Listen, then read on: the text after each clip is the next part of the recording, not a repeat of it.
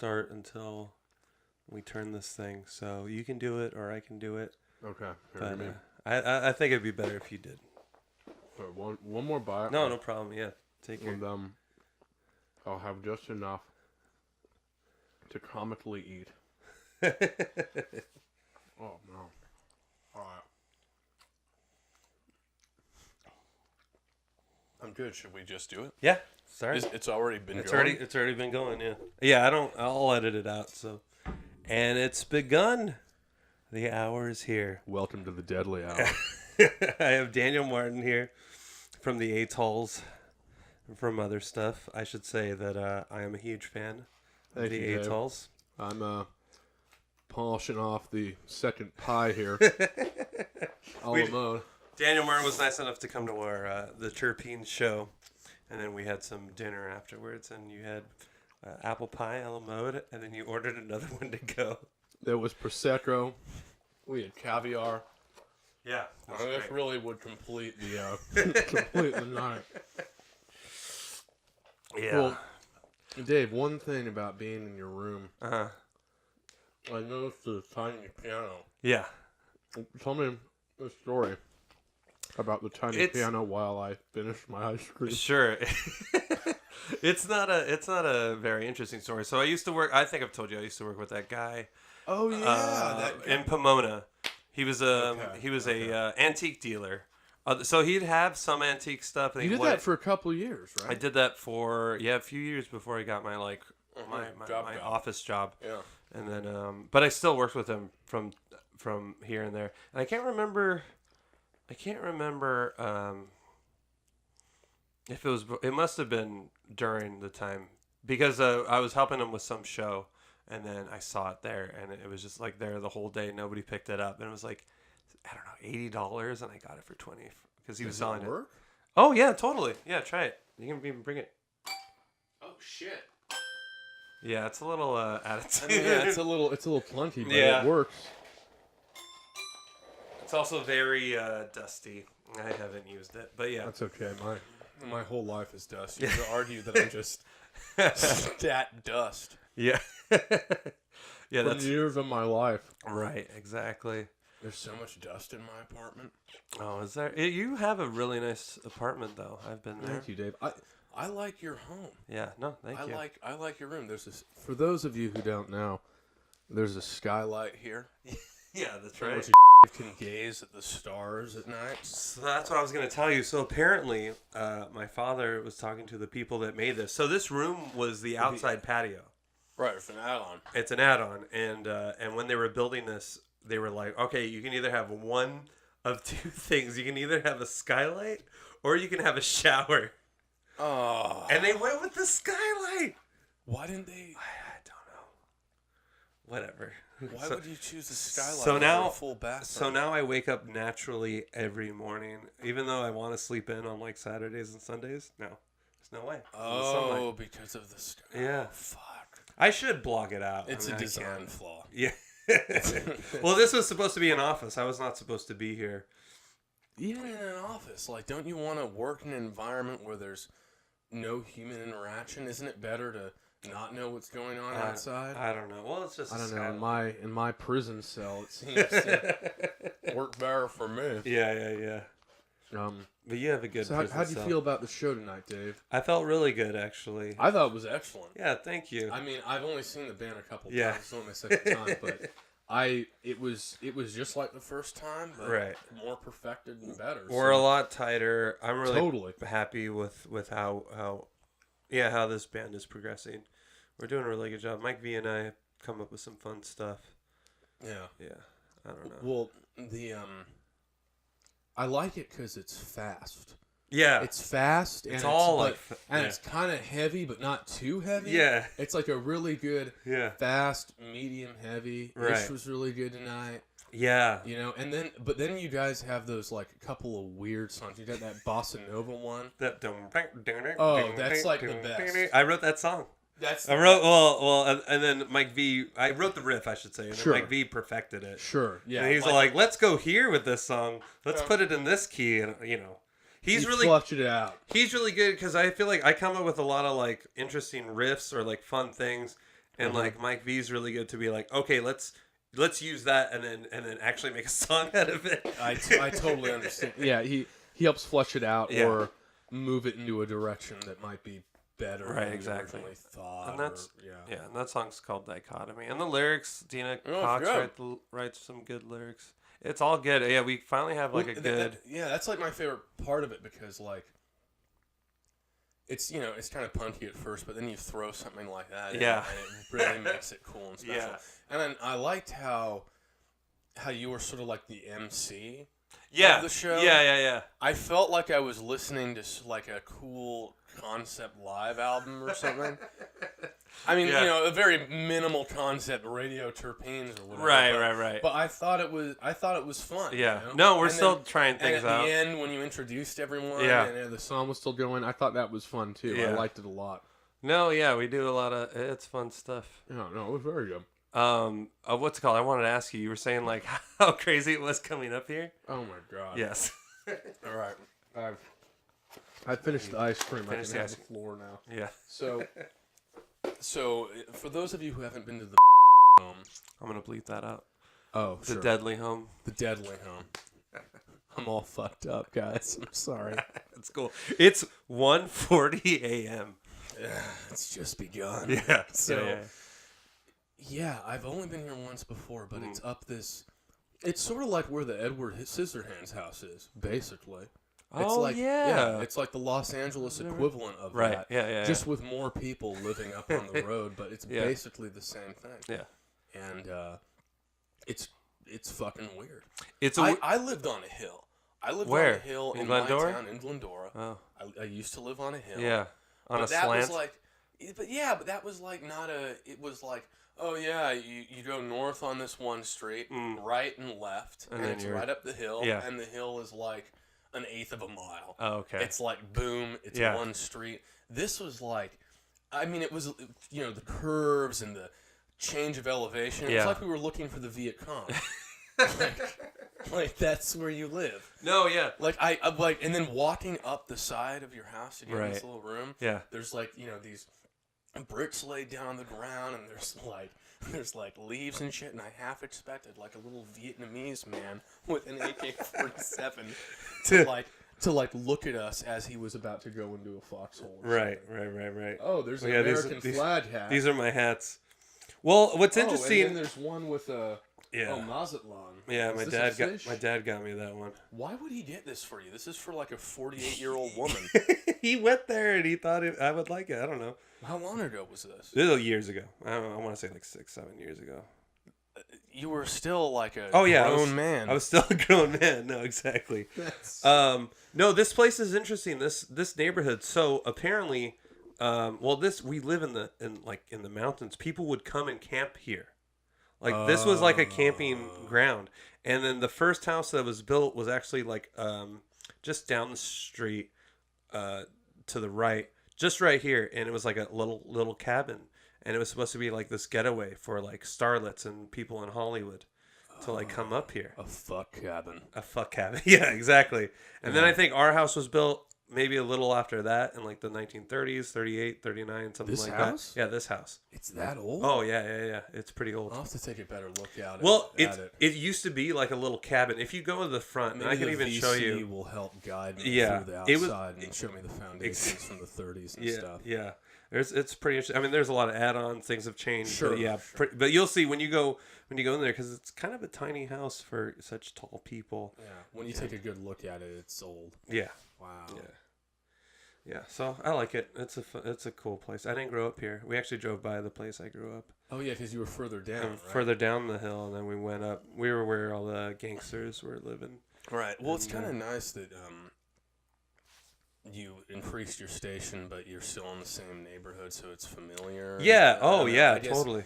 I mean, it's kind of like living in New York City, and you go from the shitty area, right, from the Lower East Side to the Upper East Side. Yeah, whatever it is. Yeah, exactly. Yeah. No, that's how it felt like. Yeah, my father used to say, gunshots don't wake us up any morning. Now the birds do.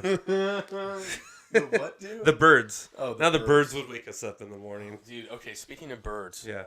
So I'm reading this book, Have you ever read The Painted Bird? No. Okay. I think I've heard of it. Remember Being There? Yeah. Yeah. Oh, of course. Yeah. Okay. The guy who wrote that screenplay, who also wrote the book, his name's Jerzy Kaczynski. He's like this Polish guy. Yeah. He wrote this book called... Polacks. Right?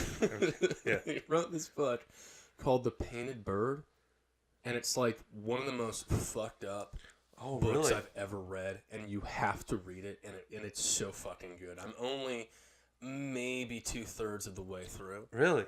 Yeah, and it's really...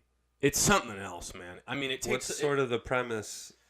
Well, the premise makes it sound lame. The premise makes it sound like... So does Being There. Yeah. Yeah. No, yeah, I guess so. Yeah, I mean, the premise makes Painted Bird sound like The Boy in the Striped Pajamas or something. Oh, okay. It's like a young boy travels through Eastern Europe during Nazi occupation.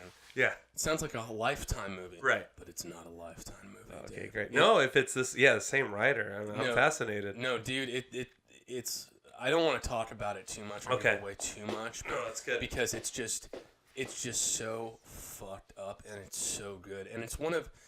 He just keeps one-upping himself in terms of, like, human cruelty. And it doesn't take place in concentration camps. Yeah. It's basically... Okay. It's basically like The Pianist meets Deliverance. But with crazy. a child. Heavy on the Deliverance. Yeah. They're in the backwoods of Eastern Europe. Oh, great. And, I mean, when we're talking backwoods, we're talking like, 80 years earlier than what the current time is. Right. And it's just the gnarliest, crustiest, most fucked up people that you can possibly imagine. Great. Yeah, you're in, man. I mean, if anyone should do a concept record based off this, it should be you. Twisted Black Soul. It should absolutely be you and Twisted Black Soul. What's it called? You know what? I have this. So I have this weird confession to make to everybody. Oh yeah. I was an English major. We're naked from the lower half. That's the confession. No, I don't read books anymore. I want to, but I just get so tired. I'm glad that you mentioned that because I feel the same way. Yeah. I was an English major when I was in college for like 6 months. Right. Yeah. Because the last 3 months I was basically not even there, even though I was there. Yeah. But no, it's for me, and I don't know about you, but for me, it's like a 2-3-fold thing, maybe 4 folds. It's sort of like a 4-story Inception or something. Yeah. First off, our brains are all fucked up because of the cell phones and the smartphones. Yeah. I mean, we're totally wired differently. Right. It's completely fucked us up. Yeah. Number 2, it's my job. The jobs that I've had. Yeah.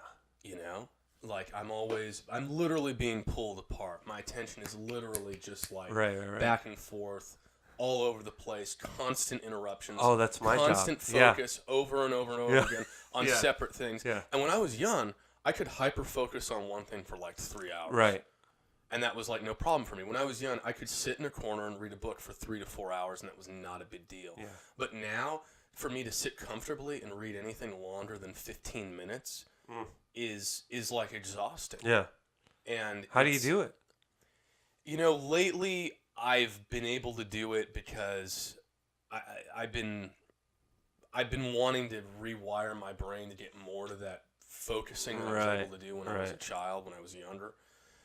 Because that's a good skill to have, and not everyone has it. And it's something that I've completely lost touch with. I mean, I might as well be talking about a different person. Yeah.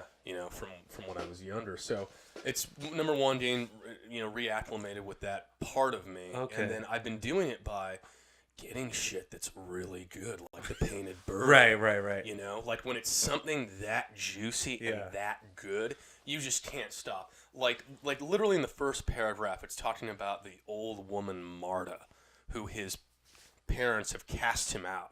They have cast him out to go live with Marta in the Polish countryside in the middle of nowhere. Uh-huh. And he's describing how old and fucked up she is. Yeah. And he says something about how she was always stooped over, like she was bent over, like she was trying to break herself in half but could not. So like within the first paragraph, you're like, oh, this is good, right? Yeah. And then the story of the painted bird. This is all I'm going to tell you. Yeah. But this is good stuff. Okay. At a certain point, he's with this guy who captures the birds. He's like in the village, and he's kind of like a weirdo, but they really like him because he's able to, that he can get special aids from different birds, or he can capture different birds for different things. Sometimes the village will need, like, I don't know, to throw a heron in the pond because there's like too many frogs or something. He'll be able to capture a heron and bring it there or whatever.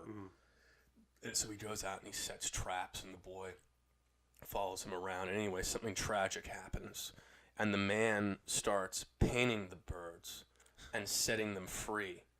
Oh. He'll paint them bright colors. Oh. And so they look different. And then he sets them free, and he watches as the other birds of the flock don't recognize their own bird. Yeah. And the other birds in the flock do not recognize the painted bird, and they attack and they kill the bird. And the bird falls from the sky, and you see all of the colors going everywhere. And he's so depressed and fucked up, he drinks, and he does this for a while. And it's all a metaphor for this child, and it's all a metaphor for the evil that humans inflict on other humans, because we're all painted birds. It's heavy shit. Yeah, it's great. I can't wait. This guy's so good. I'm surprised that there hasn't been anything. When I saw that movie being there, it was so profound that I was like, how are more people not talking about this movie? I saw it because you told me to. Yeah. And how crazy and it is changed me too. Honestly, because especially growing up Catholic, or religious or anything. Like I remember I just remember thinking, like, I was like, this is probably who Jesus was just some idiot walking around saying these things, and people are like, yeah, fuck yeah, like let's follow this guy. Oh, God. Like it just that's how I saw it. The first time I saw it, I watched it maybe 15 times after that. It's one of my favorite films. Like, I love that movie. Dude, and the part at the end when we shouldn't say it. That's spoiler. No one's going to see it. Spoiler alert. No one's going to see it. No one's going to listen. Yeah. Yeah, exactly. The classic tagline for the Dedlie hour. Yeah, if you don't want to listen to it, anyway. just listen. Just forward it 5 minutes or whatever. So yeah, he walks on water. He walks on water at the very end. That's a really funny. Yeah, the whole movie. It's such a unique movie. Yeah. And Peter Sellers knocks it out. Peter Sellers is perfect in it. Yeah. And the old guy, Melvin Douglas. Yeah, apparently it was his last movie. I think he won the Oscar. I think, right before he died or something. What's her face? I can't remember her name. MacLaine. She's okay. Shirley MacLaine. Yeah. I don't know. You're a fan of. Well, I like Shirley MacLaine. I don't know. Just in terms of endearment and all that stuff. Yeah. Have you seen Bernie? She's great in Bernie. I don't think so. Is that the Jack Black one? Yeah, Jack Black. Oh, I've been meaning to see that. I heard that one was good. No, it's great, Dave. You'd love it. It's a good one. I love Jack. I'll watch anything with Jack Black. But yeah, that one I wanted to see was on Netflix for a while. I saw The House with a Clock in Its Walls. Dude, you do see everything. Why? Why would I'll watch Jack Black in anything. Really? Yeah. I love Jack Black. I'll watch him in anything. I don't care. Oh man, you're serious. It was actually not a bad movie. For me, I thought it was. I thought it was actually Eli Roth made. Yeah. Oh, perfect. It was perfect. And I'm not an Eli Roth fan. Did you like it? I liked it. I liked it a lot more than I was expecting to like it. Yeah. Oh, and I had no idea what the movie was about. It was like this, and Noel and I wanted to see a movie. Excuse me. There was nothing else to see, so we're like, let's go see this. Actually, we were gonna see Mandy. Oh. But it wasn't playing anywhere. How was that? It was. I wish it had been 80 minutes long. If it was 80 minutes, how long is it? Like 2 hours? Fucking classic. Yeah. It's like 2 hours and 5 minutes. So it goes on just a little. There's a lot of chaff in the wheat and so on. But it's still worth seeing, and it's very, very unique. And Nick Cage gives a great performance because I heard half the movie it's like a real acting performance. Yeah. Like the first half, he's doing good acting. And it's, he's a good actor. It's naturalistic, good acting, and sometimes Nick Cage does that. I don't think he's known for it, but not anymore. But he can go there when he wants. Yeah. And then the second half is classic Nick Cage, shamanic nouveau, one-upsmanship. Right. You know, each scene more ridiculous than the last. There's a scene in particular that I actually pulled out on my phone that I videotaped like a minute of that I'll show you later. Okay. That's like, it's going to be right up there in the highlight reel of Nick Cage losing his shit. Have you seen that movie on YouTube, the video? Nick Cage losing his shit? No. Oh, I mean, it's maybe like, I have. It's like, it was 7 minutes long about 5 years ago. It's probably at least 12 minutes long now. But it's classic. That's great. You will laugh so hard. I actually meant to send this to you. I saw it. I just there was a video with GQ. The one with GQ? Yeah. They interview him. Yeah. So he knows what he's doing. He knows how crazy. Oh, absolutely. He can get. I just didn't know. I don't know. It was interesting, that video. Yeah. I didn't watch any of those other GQ ones except for him because it's the only one that would be worth watching. Yeah, exactly. Because the other actors, they're gonna give. Standard answers. Yeah, I love when they were talking about Bringing Out the Dead, which we both love. Great how movie. he went. He would actually go in ride-alongs, and he was in the back. He was in the back of the ambulance. That's a good example of a Nick Cage doing some real acting. Oh yeah. There's a couple moments in that movie where he gets a little, like if I remember correctly, there's a part where, what do they call it when they put the paddles on? Yeah, I can't remember. Yeah. You know, he paddles this man. Yeah. And he's, kind of getting there into his, crazy realm. But for the most part in that movie, that's a good, more normal, quote-unquote, performance. Yeah. The whole movie itself is just kind of wild and crazy. And it's so good. And he's just kind of in it. Yeah. Yeah. I love that movie. Oh, it's classic. Kind of overlooked. I know. Very overlooked. A lot of movies some of these movies. Bringing Out the Dead, Being There, Eyes Wide Shut, which is a movie I wanted to talk to you about forever. Well, that's definitely. I think that one's being rediscovered. It's being rediscovered now. Yeah. It's freaking great. Yeah, because people are like our age, maybe watched it when they were younger and didn't quite get it, and now are getting a little older and like watching it now, and then trying to tell like some older generations, hey, check this out. It's actually pretty. Yeah. It's worth watching. Well, it's all a metaphor for Harvey Weinstein. It's just an elaborate. Is that what you see? How so? Well, I mean, did he produce it, by the way? I think it is a Miramax movie. Oh, okay. I think it had something to do with improv. I don't know 100% if Miramax or not, but if it is, then he touched it at some point. Yeah. Like how he touched everyone. But no, I mean the subtext. I mean, there's a creepy, like, child molester subtext in that movie. Oh, yeah. Right? Yeah, definitely. Yeah. Yeah. That's kind of what I picked up on. And there's also, I mean, movies like that, it's like, who knows what they're about, if they're even about anything, you know? But for me, I interpreted it as sort of like,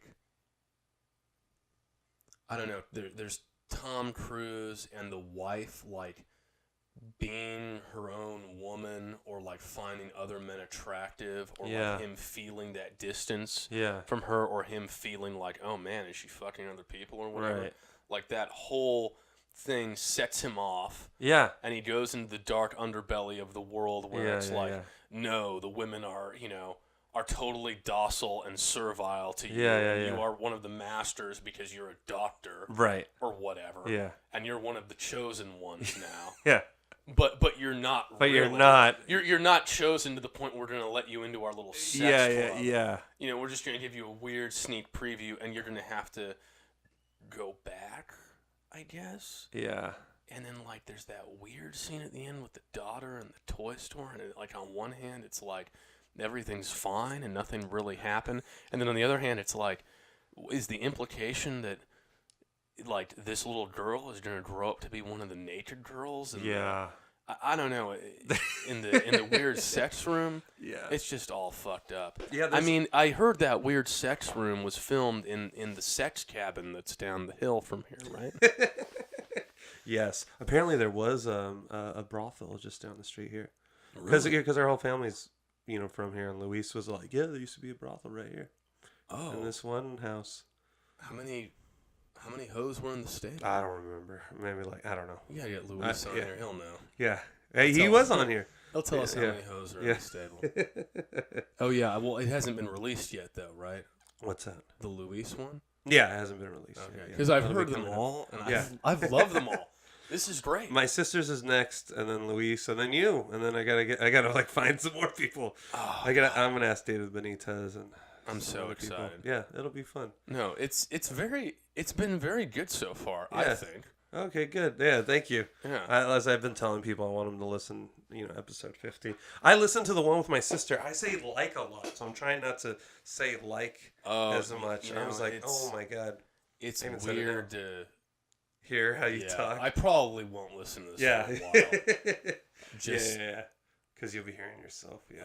That's not even talking. That's not even thinking about it. Eyes Wide Shut. I just love. I watch a lot of nerds on YouTube talk about Eyes Wide Shut and the hidden meanings and all this fun stuff. There's a lot of, who knows if he did it intentionally or not, but there's a lot of like callbacks to his older movies throughout the whole thing. Yeah, and they go over. Well, yeah, I guess there is. I mean, there's a little bit of a Shining element in terms of like it's this one guy wandering around this secret world where it's like, is it even real? Or yeah, exactly. Yeah. There's that. There's also like, I mean, there's like other weird hidden things like when he goes into the rainbow to get that costume, like there's this big long black carpet like that's right in the middle, and it looks like the monolith. There's some other stuff where like, remember that gang that's like walking by and they like push like Tom Cruise on that cab. It's supposed to like mirror Clockwork Orange. Oh, but you haven't seen Clockwork Orange? Or no, I have. It's just been. But yeah, it's been a long time. It's when when those guys are like walking down. It's a famous scene where they're walking down and then they push one of them like in the river and they're all laughing at him. Oh, it's like it mirrors mirrors that like the same framing too and everything like that. There's a bunch of other stuff like that, hidden clues. But maybe that's just him, doing the same thing. Yeah, exactly. Yeah, it's kind of like you'll have a song with eighth notes. And then, like you're gonna use eighth notes as the word before. People are like, oh, is that like a similar like callback to the old song? No, it's just just using eighth. Yeah, or like we wanted the same vibe in that spot or something. Speaking of music, how are the Atolls? Oh God, good. Haven't done a whole lot this month. We did do a few shitty demos that are on SoundCloud. Oh really? Yeah. Okay, I'll check it out. Yeah, so that's kind of fun. I think I follow the Atolls SoundCloud. Yeah. I don't go on SoundCloud as much as I used to, but... No, I just put them there just that way I could have them there as a reference. But, you need it. Yeah, man, just commercial products is my albatross. It is my cross. It is my scarlet letter A. Yeah. I am the rhyme of the ancient mariner and all of those things. When is that coming out? Fuck, dude. Without getting into gross detail, the graphic design, it's not really... I don't know, the idea for the catalog is just turning into like it's become a total quagmire. And I'm at a point now where I'm wondering, like, do I just not do that part of it? Because it's all ready. Yeah. It's all basically done. Yeah. I mean, the idea for the album cover is there. The album cover hasn't actually been created, but it wouldn't be hard to do that. Yeah. And I have all the products, and I have all the pictures, except one that I would like to do. So it's all basically ready. It's just this very important element of the story and of the project for me that I would really like to do the way I would like to do it. Yeah. But it would be such an expense to do it how I would like to do it. Yeah. And it has taken so long, and really I just kind of pumped the brakes. I kind of realized, like, okay, the direction that we're going in, I mean, it's good. It's not like there's anything wrong with what I've gotten so far. Everything's fine, but it's just not evocative of the era that I want to evoke enough. And that's not sitting well with me, but I haven't been able to pull the trigger yet as far as moving forward in a particular direction, as in, like, fuck it, just, do the cover, do a lyric sheet, boom, done, make it. Yeah. I could just do that. Yeah. And that's definitely the easier way to go, but I've worked so hard on this other element. I don't want to give it up, and that's hard for me, and like the idea of, I don't know. So I'm kind of in no man's land there. So that's honestly why it's been a lot of fun. I've honestly been having more fun just playing new stuff with Valerie. Right. You know, I mean, it's not like we have a whole shitload of songs or anything, but like, you know, playing that show over summer was really fun. Yeah, those are all new songs? Pretty much. Okay. I mean, 2 of them I had played maybe once or twice before with Chris. So 2 of them were basically like recycled, but she never heard of what we had done. And it was just kind of like, well, these are newer songs, and I was still excited about them. Yeah. They were 2 songs that I still really, really liked. Right. So as it's sort of training wheels, it was like, look, this is basically written. Right. Just come up with what you want over it. And, like, whatever's really off base, I'll let you know. Yeah. You know, but for the, like, I would say, you know, generally speaking, I had this in mind. Yeah. You know, and then she would do it. It would be a lot of fun. And I thought it turned out great. The shit that she came up with on those 2 in particular, I thought was really, really great. And just as good as whatever Chris had come up with. Yeah. If not better. On these 2 songs, I actually think it was better than what he came up with for them before. Which is saying a lot because, as you know, I fucking love how, you know, Chris drummed on everything. Yeah. He's amazing. Yeah. So for me to, like, you know, do this with someone else and be able to speak highly of it is kind of a miracle. Yeah, to be honest with you. She was really good and she worked well with you. It was such an awesome show, man. It was so great to have the Atolls back after such a long hiatus, and then like it was crazy because I was like, I'm loving all these songs. I'm like, are all these songs new? Like, who could do that? Well, I mean, play a bunch of new songs and then just all of them just be awesome. Well, thank you. I'm glad you thought that. You know, I wanted to come back with just newer shit because it had been a long time and it was with someone new, right? And I just didn't want to. I didn't want to rehash or do the old stuff, you know, and especially because, like, I had done all that stuff so many times, and it was with Chris, and the idea of her doing new drums over those, that weirded me out. Yeah, that's weird. That weirded me out. Totally. And then, like, her just copying whatever he did. Yeah. That's like... I hear you. That's gross, in a way. Yeah. You know, maybe if, you know, in the future, if we keep playing or something... Sure, you throw it. You know, and we throw in one, and she kind of does most of what he does, but maybe, like, changes up a little thing here or there or whatever, you know, but... Yeah, I didn't want to do that. I just wanted to do something new. So it's kind of like if you went out with like a blonde, and then you started going out with this new chick, and you had her like dye her hair blonde, and like kind of have her dress like the old person. Yeah, it's that weird. Totally. So I'm pleased. As you know, I'm preaching to the choir here big time, but like, there's so much shit I want to do. Yeah. But it's like. My own laziness and my own limited capabilities mixed with, like, there not being enough time. There just really isn't. And you know what's taking up most of our time is our goddamn day job. 40 hours a week. Like, it's so hard to do. It's killing us. And you were asking me, like, how do I do 3 bands? It's like, no, seriously, I'm going crazy doing it. No, dude, you're the most hardcore person that I know. I have a 40-hour a week job. I practice Monday nights.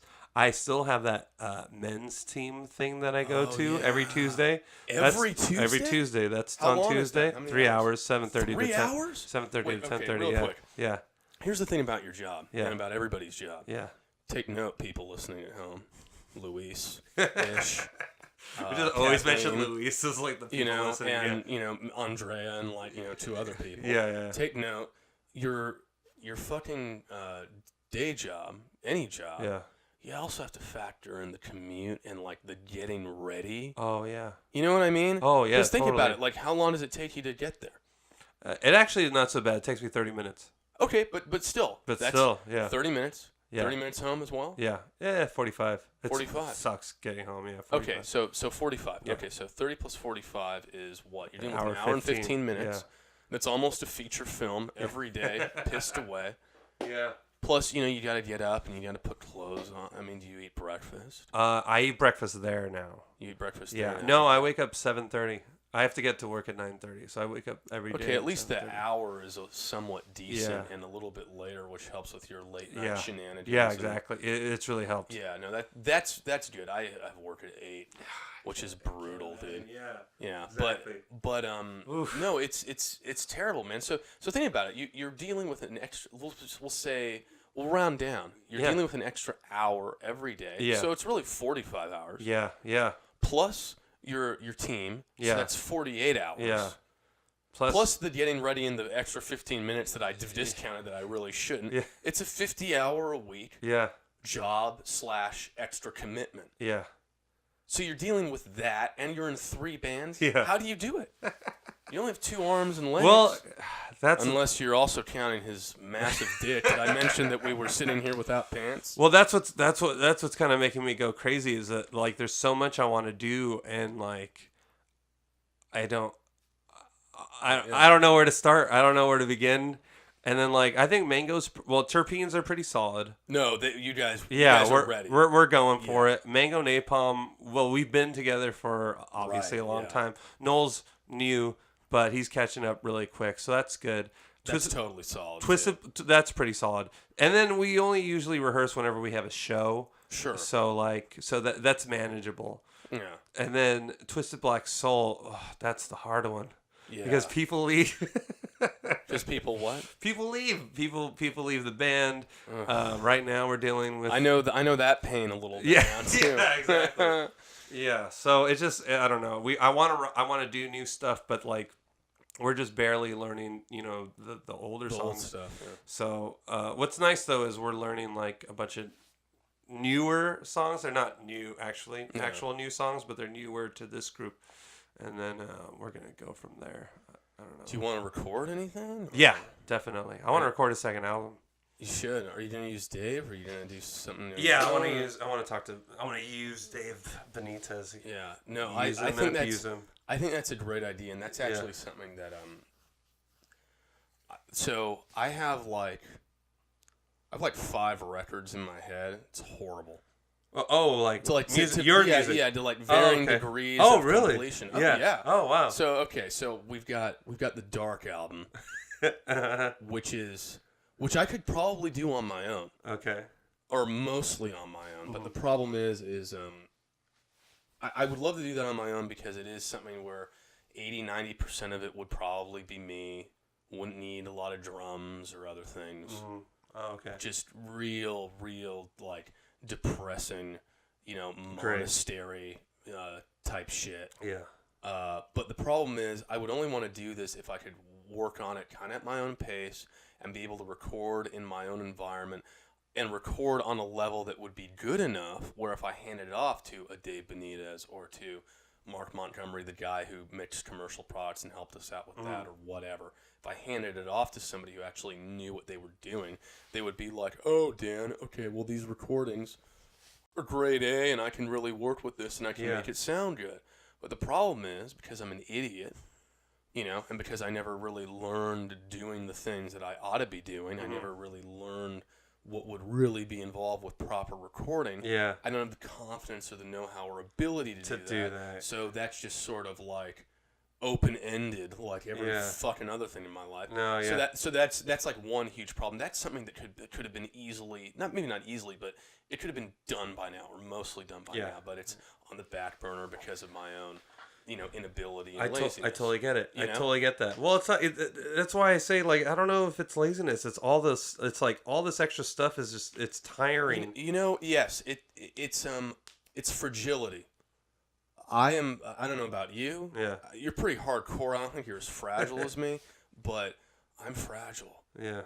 Like I dealing with a regular job. Most people can do it and they're fine with it, but for someone like me, it's like debilitating. Yeah. It's like having a hunchback or something. Totally. So to go back and then to like do what I really want to do, and that's another thing too. To do what I really want to do.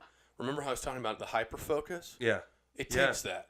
I will sit there, like I'll give you an example, like older Nazi boyfriends. Mm-hmm. I had the song title, and I was like, I'm going to do this. I'm going to do this. And then I sat down. It was late at night. It was like maybe like 10:45, 11. It's late at night for me, boys and girls, for old Grandpa Dan here. But, it was like 10:45, and I worked really, really hard, and 4.5, 5 hours later, it was done. That's a stupid song. It's only 3 chords. It's not very complicated. But it literally took me like 4 to 5 hours of hyper-focusing at a random time on a random evening. If you work Tuesday night when that happens, are you really going to go from 10:45 until 2:30, 3 in the morning or whatever? Yeah. To make it happen? No, you're going to go to fucking sleep to then go be a slave. Your job. Yeah, exactly. And go to do your job and do your thing. And exactly. That's what's so problematic. Yeah. No, I think about that sometimes. It's like how it was actually a conversation you and I had where we used to do these Sunday night shows. Yeah. That's how at we the 72 North. Yeah. And like we never had any traction. Like there was never people never came out. Like and we were and really and you were just like something happened. It was like this. I kind of feel like we're living in this weird. And I kind of feel ashamed to say this, but still, like in this weird, like alternate reality where like another version of ourselves, like kind of like continued on the path of playing music and like playing music for money, and then we're on this weird alternate universe. Somebody fucked up in the past, right? And like we're all just like stuck in these like dead end jobs, but we know something's wrong. It's just this weird feeling. That I feel it. There is a deep rot in my soul. Yeah. Over it. Yeah. And like I've been trying to quote unquote mature in the sense of like, well, Daniel, I mean, maybe you really like music and stuff, but really what you like doing is coming up with stuff and showing people. Yeah. That's really what it is. You really love music and you like music and stuff, and I pursued it because, like John Lennon said, rock and roll is total communication or whatever. Yeah. It can really grab someone super immediate, and that's what I really liked about it. Yeah. Because it's a huge investment to say, hey, read my novel, The Painted Bird, about this poor orphan boy who's, being brutalized in Poland. Yeah. I mean, that's a tall order, but then it's like, oh, hey, watch my sweet video for Forever Alone. Right. And like that's easy. 3 minutes. Yeah, for 3 minutes. Yeah. there's so much work that goes behind something like that. Well, yeah, sure. The but it doesn't take that other person's recording, the video, time. etc. Yeah. But it's something that's more accessible for people, totally. And they can just dive right in. Yeah. And if they like it, they might get hooked. And if they don't, it's not the end of the world. Yeah. But I'm realizing like, but I don't know. I mean, my realization is, why do I keep doing this? Like wait, rock and roll, or you, or just like maybe you'd be just as happy like owning a restaurant. Yeah. And showing people your restaurant. Yeah. And that's the thing that you've created, right? Oh, because sure, Daniel sure. likes creating things. Yeah. And then maybe you'd like showing it to people. Yeah. And being able to, buy the online ads so people can find it, or do the promotions, or whatever. And, in any job, it's work. There's a lot of things about being a musician or doing band stuff that's kind of a drag. Totally. And you know that. Yeah. And that's other jobs too. Maybe there's other things out there that are more like, quote unquote, approved by society, that are more, quote unquote, you can actually make money doing. Yeah. And maybe I can go into something like that.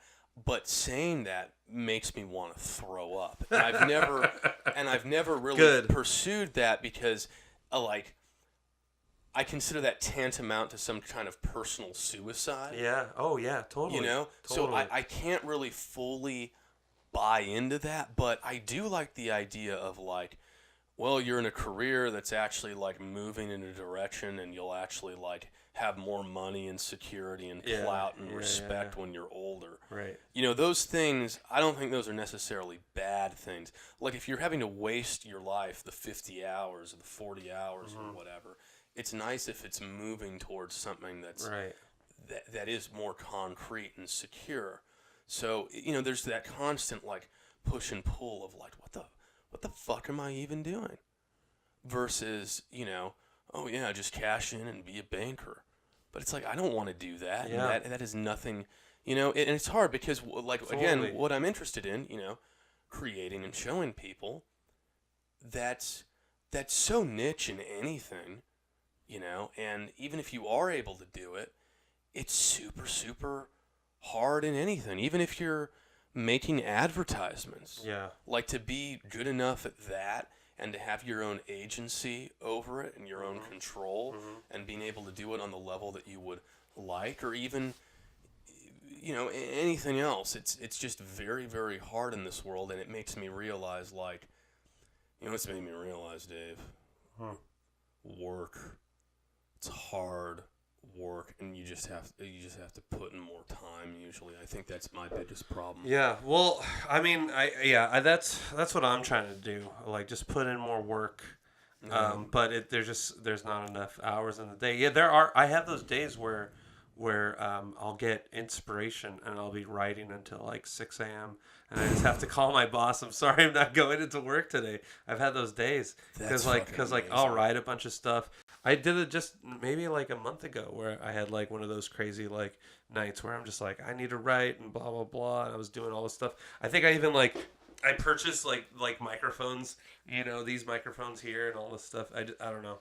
I have these weird. Oh man, that dude. Those weird nights. Dave, you are a fucking artist. No, I'm serious. Like you're a real artist. Thank you. You really are. Yes. I mean, the art is like zany and atypical. Yeah. You know what I mean? Like, I don't think it's as all most fun art should be. Yeah, you know, but no, I mean, you know, it's not like, you know, Sistine Chapel art. Yeah, but sure. But it's fucking art, and you're fucking doing it, and you've always been doing it. I try. It's like, I don't know. I have so much respect for you and for the fact that you go so hard all the time. You're like a. You know what you remind me of? You know, who's the... It's Jack Henry, right? Jack Henry, I don't know. Big, monstrous man who hits the nails into the railroad tracks. Oh, yeah. Fighting the machine. Yeah. And the machine, I think, wins, and it almost kills him trying to fight the machine. Yeah. But that's what you remind me of. Like, you're just fucking hammering. And there's the machine of life and everything else and the bullshit. Yes. Out there, but you keep fucking hammering, and you don't even care if it's gonna kill you. Yeah. Because on the inside, you are a strong black man, and that is what matters most, and that is what I wish I had in me. Well, I think that's where the Twisted Black Soul comes from. I don't know. Yeah. But it's great, man. Yeah. It's fucking Thank great you. Thank you very much. No, I appreciate that. It's real, and that's the thing. Like people don't hear that all the time, and people don't have the chance to express that all the time. But it's fucking important because we can get lost out here. Yeah. You know, we get fucking lost out here. No, thank you, because that's seriously what I kind of needed to hear this week. No, seriously. It's been a what fucked up week. This week? It just I'm kind of realizing. Have I told you? I told you I have a new job, right? I know. At my same workplace, new job. So I used to be the manager for faculty, which was fine. It was fine. This is just a job. I've been there now for 6 years. You've said fine like the "this is fine" dog meme where it's burning all around you. Yeah. Oh yeah. Yeah. That's totally me. But that's what I mean. Like it wasn't fine. Yeah. I was just doing it. It was just a job my 9-to-5 job while I did music. Yeah. And then I was like, fuck this. Like, there was an opening for media, for the head of student services. And part of student services is, like, media and events.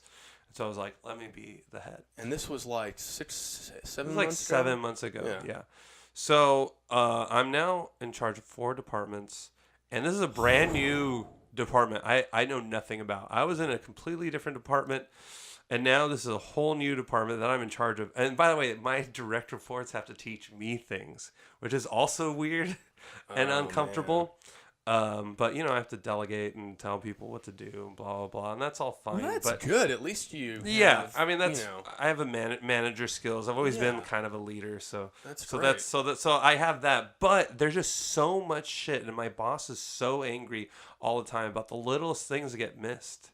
And what's weird is that like he'll ask me questions that he's never asked before, and I know this because I'll copy all of his questions and put it on a spreadsheet that I have for myself. So like anything new, like I'll make sure to do that. Mm-hmm. He'll come up with the newest shit and just be like, was this ever done? I'm like, no, never even thought about doing that. He's like, you got to think about this. You got to read my mind and know that this is what I want. I'm like, bro, I'm just like trying to like swim in these heavy waters right now, like relax. And it was just hitting me that like I'm just leading a bunch of artists. Like they're all actually artists, which is really cool. Yeah. They're all just, not all of them.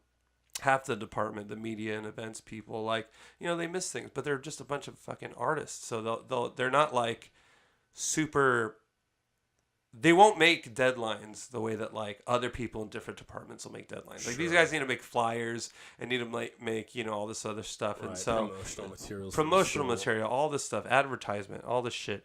And we need to have a little bit of wiggle room in that department. Anyways, it's just been fucked up. I also went to Disneyland on Thursday, and I was like too high, like not too high where it hurt, but it was like too high. I was Disneyland. I was too. I was too stoned, and it kind of fucked me up. And I went with Kat McNew, and I like didn't talk to her for like half the day. I was just that fucked up. I was just in my head. Was she high too? No, she wasn't. She wanted to be, but she wasn't. And she's all like, "What? Where are you?" And I'm like, "Oh yeah, I'm here." What were you in your head about? I was just like in another place.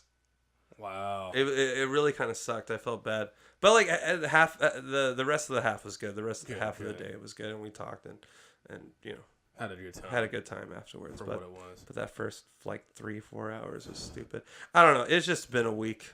No, I hear you, man. Oh, Monday I went to a funeral. Oh. Monday, my week started with a funeral. Who died, if you don't mind me asking? One of the it was a work related event. One of our agents. It was a work related. It was one of the agents that we worked with passed away. He was a really good guy though. He apparently was agents like 80. Like secret agent. He was a secret agent. So we have these agents. We're an international school, and we have these agents from like Philippines. Middle East, all these. They're the ones that bring all the students. Yeah. So our Middle Eastern agent died, and blow himself up in a building. Har har. No, the story is actually fascinating. No, it was great because so he was like. Well, this is the son telling this. No. I'm being really well, he was a big guy. He was a bigger guy. Oh, and so the son was making this joke in his eulogy, just like so he was. But it actually led to something good. He was in the middle of ordering lunch. He's like, "Can I get a double cheeseburger, extra bacon, extra guacamole, and fries?" And he passed out. Oh, that's a good way to go if you're gonna go. Well, so the interesting part about the story, because I was like, holy shit, why are they laughing about this? So he didn't die there. Some random woman, a stranger, gave him CPR, and he lived. At that moment, he like woke up. Someone called 911, took him to the ambulance. His whole family got to say goodbye to him before he died, and he died that night. It's crazy. Yeah, I mean that's a pretty good way to go. Yeah. That's a very sad story. Yeah. I really hope that people listen to this whole conversation so they hear the genuine note of sadness in my voice. They don't think I'm some kind of lunatic who just, makes fun of those sorts of things without actually having any feelings. No, definitely. Thank you for staying tuned, ladies and gentlemen. Yeah. Callers, if you're offended, go fuck yourself. There are no lines. I don't know. I've been having this running joke. Well, but you might know. I'm like Oh, the I want callers? Yeah, like callers call in. I think we do it a couple more times later. You should do it live once. I do want to do a live one. You should do it live once and just have your phone on speaker in front of another microphone. There's so much I want to do with this, and this is just the beginning. We're just getting started. We're just getting started. This is the only thing right now that's gotten me really excited about anything. Well, actually. Dude, I completely understand because it's pretty easy. Yeah. It's fun. Yeah. It's simple. Yeah. There's no edits. I like people, so it's kind of natural. It's interesting, especially when you have interesting people which you've been knocking out of the park so far. And then you put it up, and then it's done. And that's the thing. So much of life there's not an immediate gratification. Yeah. And so much of it is like you're in a tunnel and you don't know which way is up. You're just floating in space. Yeah. I think that's why it's been difficult for me and for you probably to a lesser degree or similar degree. I mean, you're hammering against that machine, and how long is John Henry going to be around until he says fries like this Middle Eastern man and has it and can't deal with it anymore. I'm there too. It's like fuck, man, and it's especially frustrating when there's all these things that you'd like to do, but without the resources or the time or the ability or, X, Y, Z, whatever, there are just so many obstacles. And it's like, it's already hard enough, And then even if you are able to overcome the obstacles, it's like, oh, well, here we are. Like the show that we did. Yeah. We rehearsed a lot. Yeah, yeah. We were really serious for about 6 weeks. Yeah. We rehearsed a lot. We were in a very, very hot garage doing the set over and over and over again. We played the show, and I was very relieved, and Valerie was very relieved. It went well. And that was it. And, I'm thinking about it, and it's like, wow, all of those hours and hours and hours spent for like 1 half-hour set. Yeah. 2 of the songs I had already sort of done. Right. One of them was a cover, so really there were only like 4 new songs. Yeah. All of those hours and all that sweat in that garage, and it's like, what is this investing into? Yeah. I mean, it felt great. I really liked it. I'm not saying that I regret it or anything. Sure. But it's just. It's diminished returns a little bit in the sense that no, I get it. You masturbate and it's so much fun. Yeah. But then when you're masturbating and you're 45, it's hardly the thrill that it was when you were 14. Or younger or older or whatever you were when you started, I mean, that's not saying that masturbation is bad. I look forward to being able to jerk it when I'm 45. I don't know about you callers, but I mean, every single one isn't going to be, awe-inspiring. Yeah. You might get one really good one a year or whatever, right. And that was sort of this. It was like, wow, this is fucking great, awesome. It was like, man, dude, I didn't have the urge to, go out and do it again next week like I used to. Mm. It was kind of like, this went really well. It was fantastic, but... I want to have a few different songs next time. Yeah. I want it to be something, just anything to fight against the diminished returns. And it makes me wonder, the mystery of life. Mm-hmm. And you don't really know where it's going, and you don't really, and that's what's so hard and so painful about it. You don't know what you're investing in is going to pay off. Yeah. And that happens in people's marriages or in people's careers, or the people who they invest in as their friends. Yeah, everything's a gamble. Everything, yeah. It's like those people who gave their orphan gypsy, Jewish kid out to the Polish people, thinking he was going to be safe. Yeah. And thinking that was the right thing because of hearing the stories of what the Nazis were doing. And this was going to be better. Right. And this was going to be what was best for the child. But it was worse in a way. The only people that got it right were the L family. Oh, the L family? The L family, from Krypton, who sent their only son to live in Kansas and They got real lucky. Yeah, the Jews didn't have rockets then. Yeah. Plenty of gold, but no rockets. No rockets, not yet. Yeah. It was the Nazis that were creating the rockets. Yeah. Anyways. Well, shit, we're almost out of time. I can't believe this. Yeah. Did this go by fast? Yeah, it went by really fast, actually. Yeah. Okay. There's like a lot more I want to talk about, too. But... Well, we'll have to do it again. Yeah. Well, how do you want to wrap up? I don't know. Do you want to play a song? You want? Oh, you can if you want. Man. I'm good, man. I have nothing to play. That's fine. You know what? I wonder if I can.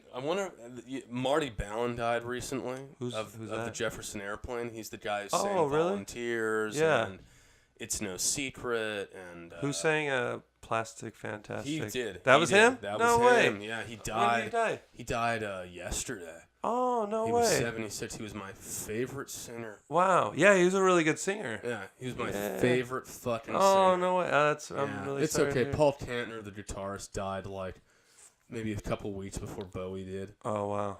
God's vengeance against boomer musicians knows no bounds. He will collect every last soul. Oh, yeah, definitely. God is ready. Yeah, I can't wait. I want all these rock stars to die so that there's some room. Well, no, room at the top. Dude, no, there will not be room. It will be over. You think that's it? That's what I think. I think it's going to be over because think about it. Like, whoever's big now, what is it? Like, people like Bieber and Demi Lovato. Yeah. Yeah, true. And hip-hop artists. Right. I mean... Little this or whatever. Lil Wayne, Carter 5 is coming out. Yeah. I'm up. I'm hip. Yeah. I'm not. But, I mean, like, that's our modern day version of all that shit. Yeah, true. And it's just gonna, that's what it's gonna be 20, 30 years from now. There's no more rock and roll. I mean, it certainly isn't what it was. Diminished returns. I think that was sort of the tagline of this episode. It's late, and we're just two fucked up, twisted people. Yeah. Two sad, pathetic men in a bedroom with a poorly conceived skylight. Dave needs a shower. I hope that a contractor listens to this and can figure out some way to run the pipes through. I know. I do so need you can a get shower a fucking in here. shower in here. God damn it. That'd be great. Well, thanks for for doing this. Of course, Dave. Thank you for having me. Being my 7th guest, 4, 5, 6, lucky 7. number 7. Lucky number 7, Daniel Martin. And you want to plug anything? We're just killing time right now. I don't know. It's very close to the end. So close, I know. It hasn't quite run out. When are you guys playing next? Or any plans for playing? I mean, we would like to play a show at some point. We've been kind of busy the past month. Yeah. So just because I was in Chicago this week and all that for work and shit. God, we didn't get to talk about your job. No, we didn't get to talk about your job. Well, a little bit about your job. A little bit, not nothing too gory. Yeah, or bloody. yeah. We'll save the gore and the blood for next time. All right. Well, thank you again. Have a good night. Good night, y'all. Bye. And fuck y'all. Fuck y'all, too.